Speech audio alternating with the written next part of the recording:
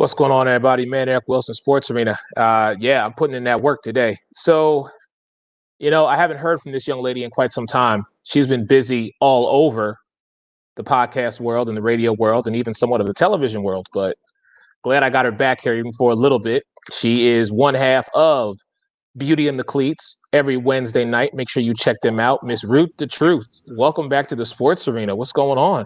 Hey, Eric. Feels good to be back. I've missed you. Oh, well, thank you. I've missed you too. Right. Lots been going on with all the sports going on at once, pretty much. Oh, yeah. It was a crazy weekend, so I'm glad you are taking time to join me here tonight. Yes. First and foremost, I said it to Alex, said it to Mike, I'm going to say it to you. I wish nothing but a speedy recovery and a healthy recovery for your quarterback. I am taking our rivalry out of the equation. I do not ever want to see that type of injury happen to any athlete across any sport. Yeah. But being a cowgirl that you are, I have to ask you, how are you feeling? I'm trying to stay optimistic, trying to stay open-minded. I was really crushed when it first went down. I watched the game live, so I saw it as soon as it happened. And as soon as Dak started running, I was just kind of like, why are you running, bro? What are you doing? Like, you don't have to do everything yourself. You got a great arm. You have plenty of weapons. Throw the ball. But it seemed like the pocket collapsed on him really quick, and he saw like an easy 5-yard gain, open field, so he took it.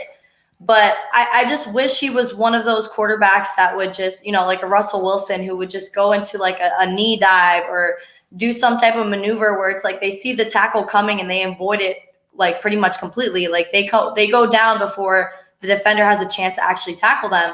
So I kind of wish that Dak was more that kind of quarterback, but he's more of the QB position that wants to gain as many yards and inches as he possibly can. And I think that's what he was going for that first down. That was his goal. But man, as soon as he turned over and started pointing to his leg, I knew it was a wrap from there, because he's the type of player that once he gets knocked down, he jumps right back up. So seeing him not jump right back up, it shook my bones. And I started getting text messages from all my friends, because everybody knows I'm such a big Dallas Cowboys fan. So they reached out to me like, are you okay? Like, is everything good with you? And I'm like, no, I'm just drinking my feelings today. But it was tough. It was tough to see. But yeah, compound fracture. I'm glad that we didn't see the bloody mess on the field, but apparently the bone broke through the skin. He had to go to surgery. He was rushed to the hospital right away. He had surgery was successful last night, and they're saying about 4 to 6 months that he's going to be out. So yeah, I'm not very happy, but I'm really happy with the statement that Jerry Jones released today, mentioning Dak Prescott and what went down last night. And he also said that as soon as he's recovered, he's coming back to the lineup, no question. So that felt good to me, because I feel like the Cowboys pretty much own this at this point. Okay, so I'm glad you brought that up, because that leads me into my next question for you, because like you, I read the statement. I've seen everything that Jerry has said, but we still have a season, and we know what Andy Dalton is capable of. So I have to ask you this question. And please know, I'm not coming from a place of I want Dallas to fail. That is, I'm serious. I'm taking that all off the table. Today is not about the Philadelphia Eagles, Dallas Cowboy rivalry. This is about the business side of things. And I need you to be as unbiased as possible. If Andy Dalton takes this team to the playoffs and gets a playoff victory and has a run in the playoffs, can you believe Jerry Jones' statement that Dak is going to still be the starting quarterback for the Dallas Cowboys in 2021? Yes, I still think that he's going to be the starting quarterback regardless. Look how phenomenal he's played for this team. He's led them to 2 playoffs wins, and he is just such a leader. It's kind of like a Nick Foles, Carson Wentz situation. Like, Nick Foles wins a Super Bowl and then he gets shipped off instead of, an extended contract. So I kind of, I see the Cowboys re-signing Dak regardless, giving him the contract hopefully he deserves. But I want to know your take. Do you feel like maybe Dak and his agent kind of feel foolish for not signing when they had the chance? Because now it kind of seems like the Cowboys organization has more leeway on their side than Dak does now. Oh, of course. The leverage is definitely the scale has been tipped in favor of Jerry Jones and the Cowboys organization. And that's why I asked that question, because Dak had the opportunity to secure his money for situations exactly like this. Right. But he decided, and him and his agent both felt, he was worth Russell Wilson money. He was worth Carson Wentz money, Jared Goff money. He was worth Deshaun Watson money, if you will. And Okay. he was on his way to proving that. And he was. But this is exactly the caveat. This was the, no pun intended, this was the straw that broke. Yeah. Because now Dak is an injured quarterback. Forget everything that he's done over the last 4 years and the past 4 or 5 weeks of this season. Because now, see, all of that is just highlight film. Because what didn't happen was it did not produce a Super Bowl championship. It did not produce multiple NFC championship games. So right now, Jerry and Stephen Jones have the power. Now, if they come back at him next season, 6 months. So let's move this out. All right. Let's go to March or April. And the draft is coming up.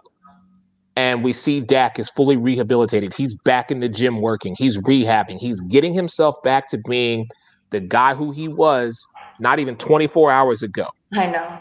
Prior to the injury. All right. Dak Prescott cannot, in my opinion, he cannot walk into Jerry and Stephen Jones' office saying, I want a 4-year deal worth $120 million.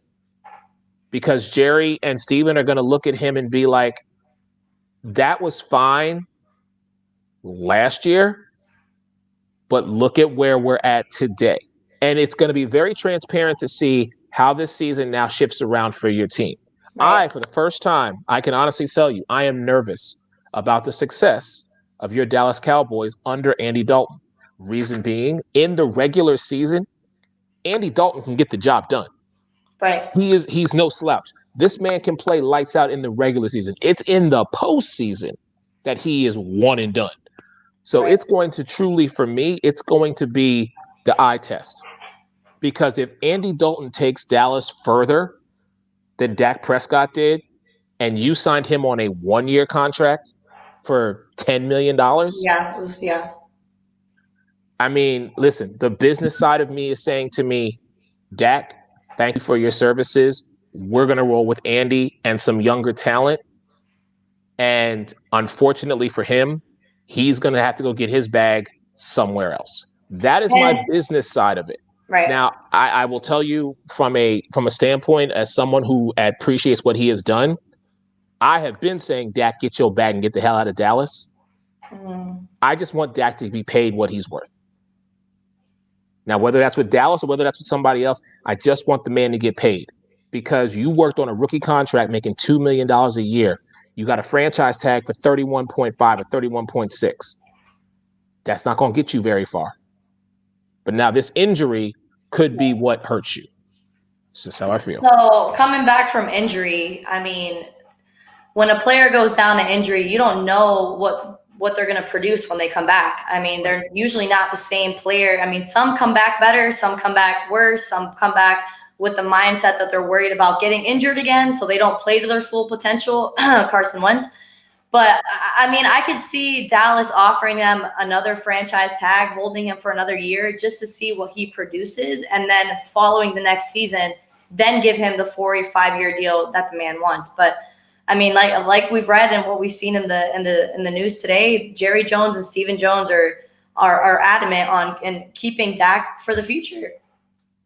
So Time will tell. Andy Dalton, he is a veteran quarterback, and he's never had this staff that he's had, in Cincinnati. So it might be lights out. We'll see. And it's so funny that you say the whole Carson Wentz, Nick Foles scenario, because that's exactly what Mike said, which means y'all Cowboy people think on one train and one train only. We think alike. Clearly, y'all do. But again, I want to see how the rest of this season progresses with Andy Dalton under center. Yeah. And again, I want nothing but the best for him. I just personally think that if Andy Dalton is successful for you guys this season and you make a serious run, because you got to figure, you've got teams like Tampa, you've got teams like Green Bay, You've got teams like the Rams, and if Garoppolo and the 49ers can ever get their identity back, you Right. know, one team is coming from our division. If Dallas gets there with Andy Dalton, which I don't want, but if it happens, and then we see him play a different playoff style than what we've seen with his history in Cincinnati under Marvin Lewis, Right. I can't I cannot in good conscience sit here and say to you that Dak is going to still be your guy. That's just how I feel. Yeah. So And I just feel bad with, the intensity that he's been playing with, and we've still haven't been getting wins. So even if Andy Dalton can play half to his ability, is the defense going to step up enough where they're actually going to be able to carry over and get some wins? I mean, they let the New York Giants score 34 points when they're averaging 12 points this season. Like, this was, I mean, they went off on us. I mean, without Saquon Barkley, their running game, it was I just, know. it was I get it. tight. I And get it. after Dak went down, I was like, man, if we don't win tonight's game for Dak, then this season's over. Listen, I was saying that after the Steelers game yesterday, but I'm not even going to get into that with you because No, you could have a Ben went field off day at the end. with Philly not even be able to cover a second round rookie in Chase Claypool. But I'm going to move on from that. Speaking of teams that I think really surprised a lot of people, the Raiders, the Las Vegas Raiders in Arrowhead beating up on the Chiefs. I Yeah. mean, we knew eventually the Chiefs were going to lose. They weren't going to go undefeated. But to lose to an AFC West divisional opponent that you basically have handed them their backside season after season after season, Mm-hmm. what are your thoughts on, not only the Chiefs' loss, but more importantly, in my opinion, that Raiders victory? Yeah. I mean, I was beside myself when I was watching. I was actually at work when this game was playing, so I was kind of passing by the bar and catching as much as I can. But seeing the score of that game just kind of shook me. I was like, what is going on with the Chiefs defense right now, letting Derek Carr put up these numbers? I mean, he had 347 yards, 22 out of 31, 3 touchdowns passes, and each Patrick Mahomes and Derek Carr had both threw their first interceptions in yesterday's game, which is kind of funny because Derek Carr kind of had issues with interceptions last season. So for him to make it to week 5 and having his first interception against the Chiefs, like, I'm impressed.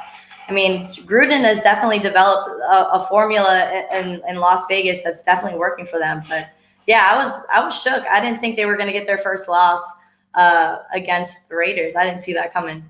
I mean, for me, listen, I was on the Derek Carr bandwagon when he first came out, and then he suffered that injury. And Mm-hmm. then I kind of lost faith in him because, like we were saying about Dak, when you come back, it's what kind of quarterback are you? Is it mental? Is it physical? Are you just unsure of any movement that you make due to the fact that last time you did maybe something similar to this, it caused a season ending injury? Right. I just think yesterday, him and Gruden both were like, we're not losing today. We're laying it all on the line, and you're going to have to carry me off Arrowhead Stadium on the cart, in a stretcher, or in a body bag. I am not losing to Kansas City. And congrats to them. Yeah. Granted, it is one win, but the fact that they did it in Arrowhead says to me that Exactly. Gruden had something up his sleeve prepared for this. I want to see how it transcends moving forward. And as far as the Chiefs go, like I said, we fully expect the Chiefs to make their run. They're the Super Bowl champs. Mm-hmm. They have their loss. And it goes back to something that I used to say even last season. When it comes to divisional games, you throw the rule book out the window, throw the playbook out the window, because anything and everything is possible. That holds true Right. to yesterday with that team. And I mean, even speaking to your Giants, because I was shocked when I saw the Giants were up. I was like, wait, what's going on right now? I was like, Danny Dimes, hello? No Saquon, Yeah, hello? a lot of mistakes on our part. Evan Ingram, hell, even had a And Golden no Tate answer. sighting. No answer for them. So we got to talk. I know you were heartbroken for this whole weekend, and I apologize slightly. I mean, first off, the Lakers beat the Heat in 6. I know you were hoping for your Clippers. They didn't even make it past Denver. LeBron gets his 4th title. So how you feeling about LeBron, AD, Rajon Rondo, J.R. Smith, and the Lakers bringing Showtime? They got them a chip. Yeah, no, I mean, I'm ecstatic for the Lakers. Honestly, they won that game for Kobe. They won that series for Kobe, and they were able to lift up the trophy at the end. So I'm very happy for them. I was a little shocked that LeBron won Finals MVP. I thought it was going to go to Anthony Davis just because what he's been producing during this series. But overall, I am more disappointed with the Miami Heat. From the very first quarter, it just seemed like they were just missing every shot. I mean, the Lakers were absolutely smothering them in defense. So kudos to Frank Vogel for getting that, defensive pattern straightened out right from the beginning, because they were just completely suffocating Jimmy Buckets and Tyler Hero. And I don't know if it kind of hurt them having Dragic come back, because he didn't really produce much, and it kind of didn't seem like it helped their offense, get started at all. So, I mean, but overall, congratulations to the Lakers for bringing up another championship. And I mean, for me, I think the biggest piece that I'm taking away from this is the fact that Kobe won arguably, actually, I think it was one of his last titles in Orlando. So did LeBron, winning his fourth title in Orlando. Kobe, he beat Houston and Denver, I believe, to get to that finals appearance to win. LeBron, same thing. Same thing. The caveat for me across the board is the fact that the cherry on top of the mountain was the fact that LeBron won his fourth title in a Los Angeles Lakers uniform, did it for Kobe and Gigi on Daddy-Daughter Day. And to me, that just brings it all. It's the culmination of everything. So congrats to LeBron and AD, but I'm very much in your corner when it comes to, I think Anthony Davis should have been the finals MVP, because there were just some games that brother was just unstoppable. And it's about... but we can't take away from the fact that LeBron is playing in his 17th season, and he was able to bring home a championship this late in his career. Like, kudos to him. 10 NBA finals. Yeah. And he's got 4 rings for it. So, I mean, listen. So now it's Lakers have 17. Boston has 17. Yeah. Something. The both teams are like they're evenly matched in that. So now it's going to be the whole, they're bringing back that rivalry, I think, for next season. People are already talking about what next year's way too early bird predictions are for the Eastern and Western Conference. I'm just going to wait until the season starts. I do throw something out there, but I'm not even going to try. KD and Kyrie are going to get it done on the East Coast. I'm telling you, the Brooklyn Nets are going to be a threat. Okay. All right. You can sleep. You can sleep on Doc Rivers and the Sixers if you want to. It's not I'm sleeping on Doc. It's just I'm not a really firm believer of Ben Simmons, honestly.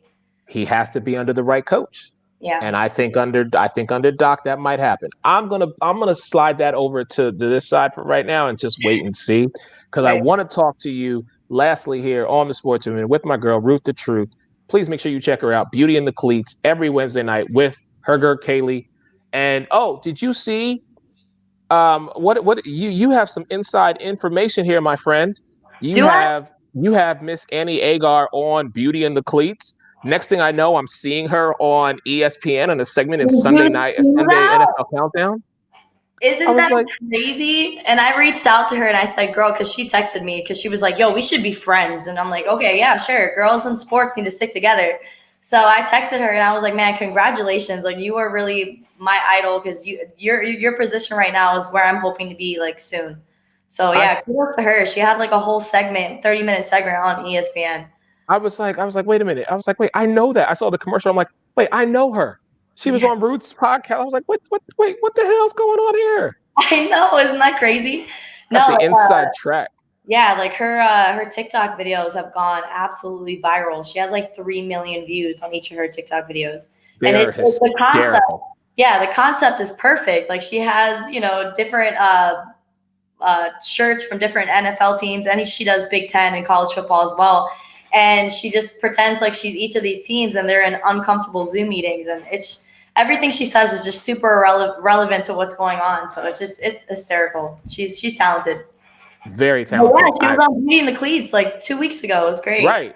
All right. I was like, wait a minute. Is that how you get ESPN recognized? Start on Beauty in the Cleats, and then ESPN comes calling? Is that what we're doing here?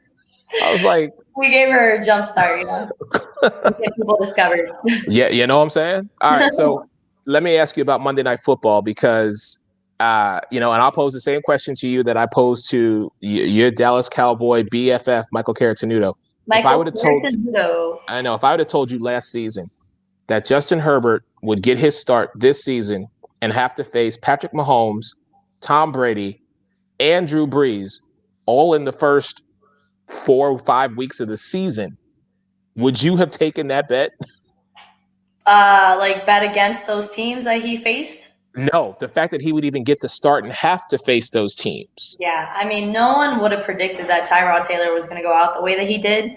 But I mean, I will give it to Justin. He's going off. I mean, he's playing well, and tonight's matchup is going to be a tough with Drew Brees being one of the best quarterbacks in the NFL. But I mean, I believe in the little guy.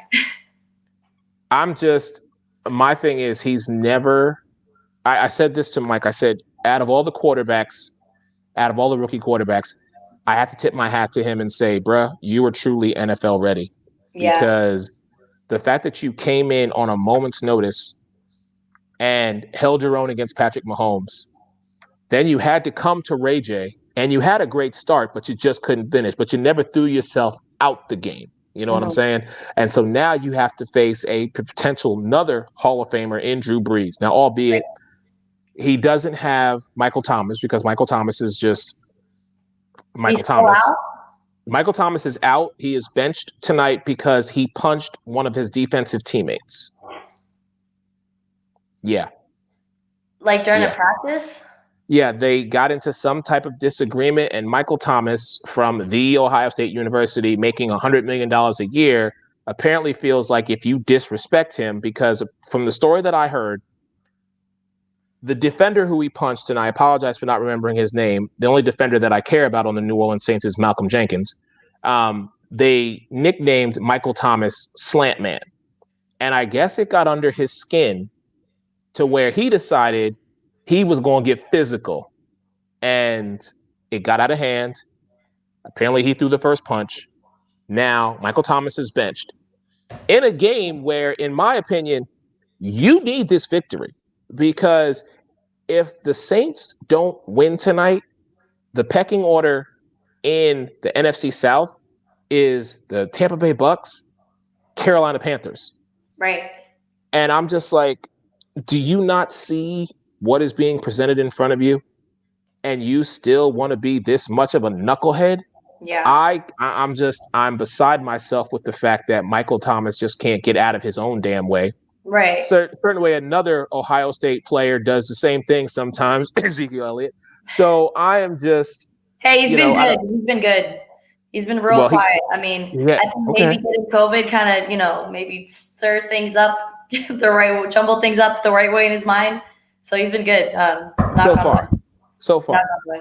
But Yeah, what are your he's thoughts got to about carry the tonight's team. game? So he's gotta stay straight line. But no, I did not know this about Michael Thomas, and that's really disappointing. I mean, you are an elite wide receiver, one of the best in the game right now, and your team needs you. Right. Offensively, they can't really. Alvin Kamara can't do everything by himself. So, and doing that to one of your teammates when it's just like that you guys are on the same team and going to be in the same locker room and going against the same teams together. So it's like you guys need to be on the same page. Yeah, there definitely needs to be some type of communication, and not on the negative side of things, because right now, like I said, Carolina is silently keeping themselves in contention for that NFC South crown. And if the Saints don't figure it out, because right now Drew Brees and Emmanuel Sanders, granted, they're starting to work well together, but Michael Thomas has been a key factor in the Sean Payton and Drew Brees offense.